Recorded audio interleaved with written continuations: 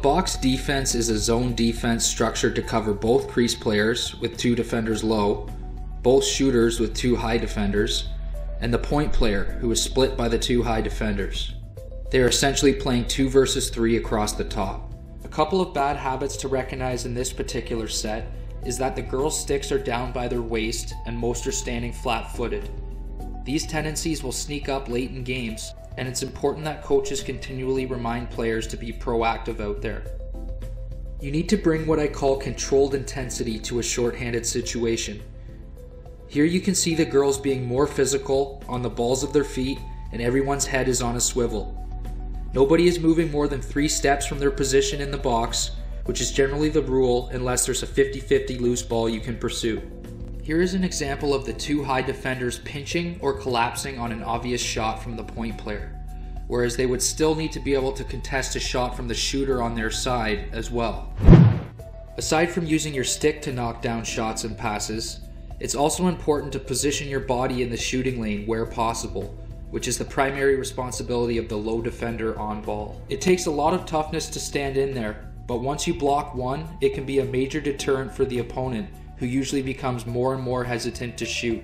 The low defender uses the far side goal post as a marker, being sure to stand in line with the opponent's stick and not their body.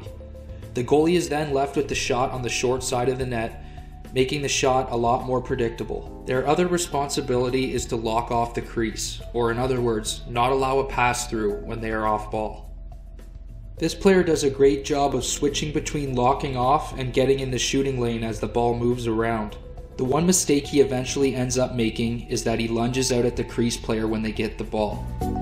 This opens up space for someone to slip in behind him for a quality shot. The low defender should never chase the crease player if they have the ball, instead remaining tight to the net in a position to help or be in a shooting lane. Here you have all of our girls doing a good job with their sticks up. One of our players eventually gets caught ball watching and allows herself to get picked. Defenders on the penalty kill have to be proactive in fighting over and around picks, and in doing so will disrupt the other team's set plays. Usually if the other team's power play is trying to pick you, if you don't allow that to happen, you will disrupt the play, as is the case here where our high defender does another great job. More than anything though, especially at the highest level, having your head on a swivel is key.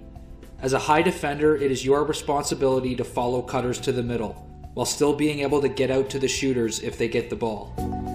Here you see the off-ball high defender does a great job of instinctively falling back to the middle and cutting off a pass to the backdoor cutter. This type of awareness is what's going to make you successful on a penalty kill. The last point I want to mention is what to do when you get the ball. On the penalty kill, you have 10 seconds to get the ball over the opponent's restraining line and into the offensive zone. Here we have a bad exchange in the crease. It only takes one player to get the ball from the goalie, and all others should be running the floor and taking a check with them.